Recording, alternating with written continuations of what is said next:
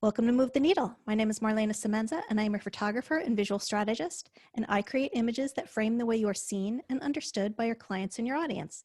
And please join me in welcoming today's guest. Tiago, please give us your name and what you do.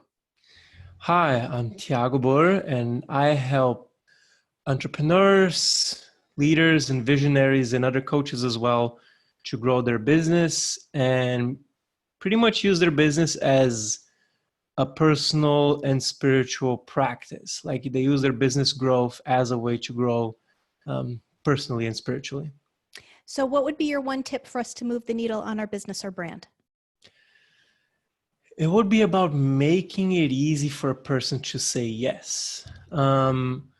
Whenever two people are engaging in a sale, and a sale can be anything. A sale can be you selling and making a proposal to a client and selling them on your product or on your service, or a sale can be you convincing your husband or wife to go on Chinese restaurant versus an Italian restaurant.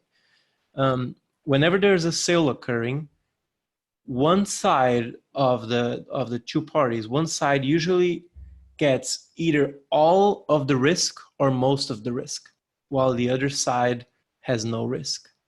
And I'm talking about a strategy here called risk reversal, where you can switch the risk, especially now since the COVID times and moving forward.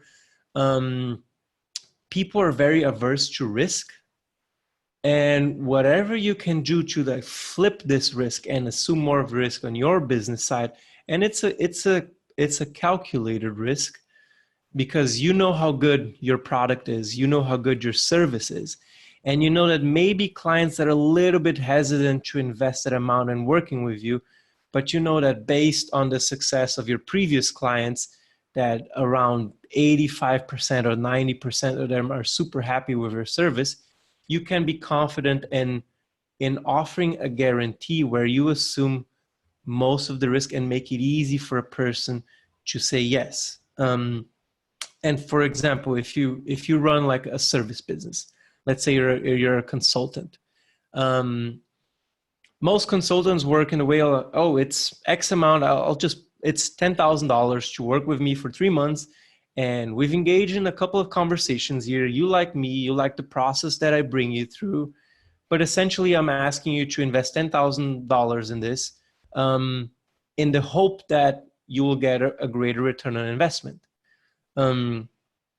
It sounds like a good proposition, but in the back of the person's mind that is buying the service, like, is this really going to affect my business? And am I really going to have the ROI?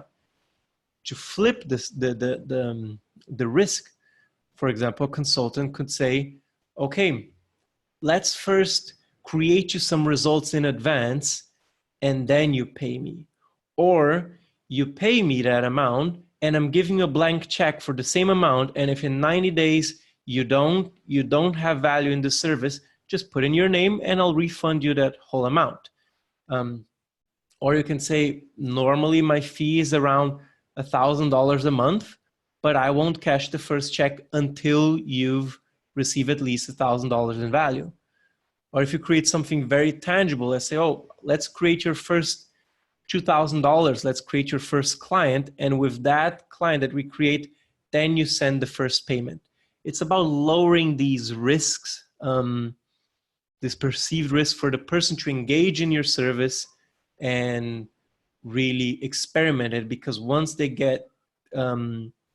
use it, it's a very high probability that they won't ask for a refund because it's been a good service.